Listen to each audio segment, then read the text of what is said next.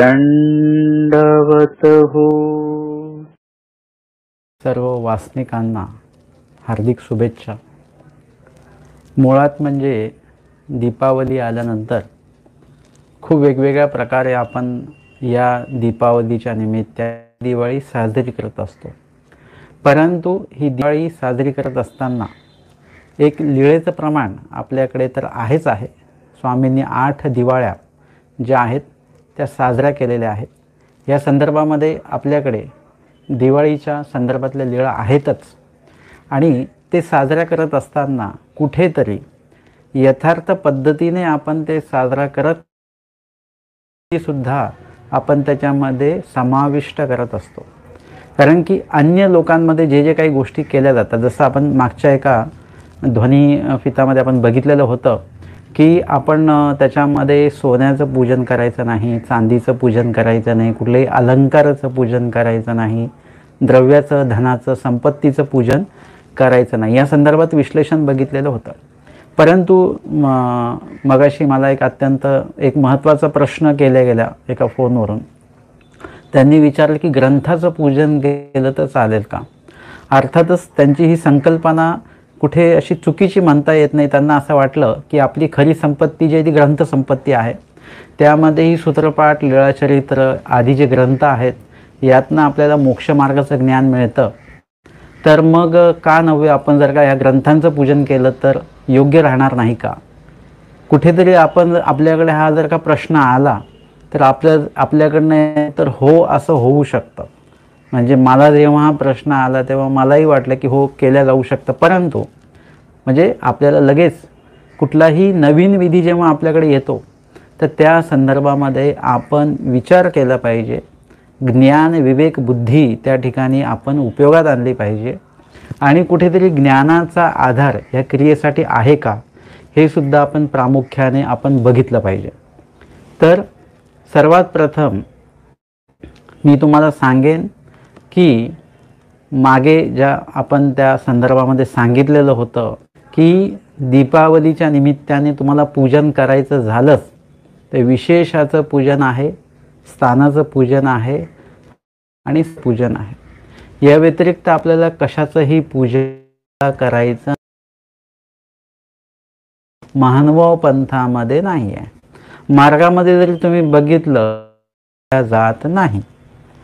परंतु ग्रस्त मंडळींकडे बहुतांश वेळा लीळाचरित्राला गंध लाव वगैरे हे पूजन आम्हाला ज्ञान मिळतं. जे वचन आहेत श्रीमुखीची आहेत म्हणून त्याचं पूजन करावं. तर बंधूंनो आणि आपण सर्व धर्म वासनिक जे आहात तुम्ही एक लक्षात गोष्ट घ्या की वचनाचं पूजन केलं म्हणजे एक वचन आपण लिहिलं एका पानावर आणि त्या वचनाला गंध लावला, अक्षता लावली, फुलं वाहिली, त्याला आरती ओवाळली, हे वचनाचं पूजन नव्हे, हे वचनाचा सन्मान नव्हे. तर ते जे वचन आहे ते वचन आपण जे आपल्याला प्राप्त झालेलं आहे माहिती पडतं. वचनाचं जेव्हा ज्ञान होतं त्या वचनातनं जे ज्ञान सांगितलं आहे ते सुद्धा आपल्याला कळत असतं. आणि म्हणून आपल्याला काय केलं पाहिजे की त्या वचनामध्ये जे आचरण सांगितलेलं आहे त्या वचनामध्ये जी आज्ञा देवाने दिलेली आहे ती आज्ञेचं पालन करणं, ते वचनाचं पालन करणं हे आपला मुख्य विधी आहे. आणि म्हणून वचनाचं पूजन करू नका तर वचनाचं पालन करा. हेच वचनाचा मोठा सन्मान आहे. आणि जेव्हा तुम्ही वचनाचं पालन करता तेव्हा आपोआप परमेश्वराचं पूजन होत असतं. मी मागेही जसं सांगितलं परमेश्वराच्या पूजनासाठी कुठल्याही दृष्टपर पदार्थांची गरज लागत नाही. तर वचनांचं पालन म्हणजेच आज्ञेचं पालन हेच परमेश्वराचं खऱ्या अर्थाने पूजन आहे. आणि म्हणून कुठल्याही प्रकारे पूजन करत असताना आपल्याला विशेष स्थान आणि आपले जे काही साधू आहेत, अधिकरण आहेत ह्यांचंच पूजन तुम्ही करू शकता. या व्यतिरिक्त आपल्याला कुठल्याही जड वस्तूचं पूजन करायचं नाही. ग्रंथाचं पूजन मग ते सूत्रपाठ असतो, लीळाचरित्र असतो, ह्यांचंही पूजन आपल्याला महानुभाव पंथामध्ये नाही. तुम्ही जर का म्हटलं नाही त्यामुळे आम्हाला ज्ञान होतं तर आचार्य म्हणतात की काळाक्षरे बोध नाही. काळाक्षराने बोध होत नाही. कारण की बोध आणि बोधशक्ती ते परमेश्वरापासून होते. मी जर का तुम्हाला म्हणावं की माझ्यामुळे तुम्हाला ज्ञान होतं, तर माझ्यामुळे सुद्धा ज्ञान होत नाही. हे जे ज्ञान आहे तुम्हाला परमेश्वरापासूनच होत असतं. आणि म्हणून परमेश्वरच आपलं सर्व काही आहेत. आपल्या पूजनाचा जो काही भाग आहे तो परमेश्वराच्या ठिकाणी समर्पित झाला पाहिजे, या दृष्टीने आपलं पूजन आपण करणं आवश्यक आहे. तर आजच्या सत्रामध्ये आपण एवढंच बघतो आहोत. या व्यतिरिक्त आपल्याला इतर कुठल्याही गोष्टी पाळायच्या नाहीत, ग्रहण पाळायचं नाही, काही आवश्यकता नाही आहे. लीळाच्या आपल्याला दिवाळीच्या निमित्ताने अधिकाधिक स्मरण तुम्ही करा.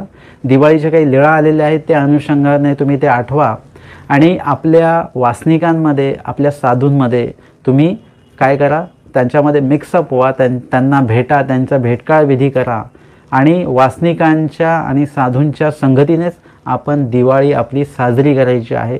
आपण वासनिक एकत्र जमा व्हा, लीळाचरित्र वाचा आणि दिवाळी सेलिब्रेट करा. त्यानंतर शक्यतो फटाके जो आहेत, फटाके आपण शक्यतो फोडूच नका, मोठ्यांनी फोडू नका, जे जाणकार आहेत त्यांनी फोडू नका. आणि ते लहान पोरं आहेत त्यांना काही थोडंसं फटाके द्यावे लागेल, ते पण आपल्या लिमिटमध्ये द्या. त्यांनासुद्धा त्याविषयी समजावा. ध्वनी प्रदूषण होतं, वायू प्रदूषण होतं आणि हिंसा होते, हे 3 गोष्टी त्यांच्या लक्षात आणून द्या. वांचून मोठ्यांनी फटाक्यांपासून लांब राहा. हिंसा होईल असं कार्यसुद्धा आपण अधिक प्रमाणामध्ये करायचं नाही. तर आजच्या सत्रामध्ये आपण एवढं एक महत्त्वपूर्ण माहिती आपण या ठिकाणी बघितलेली आहे. दंडवत प्रणाम.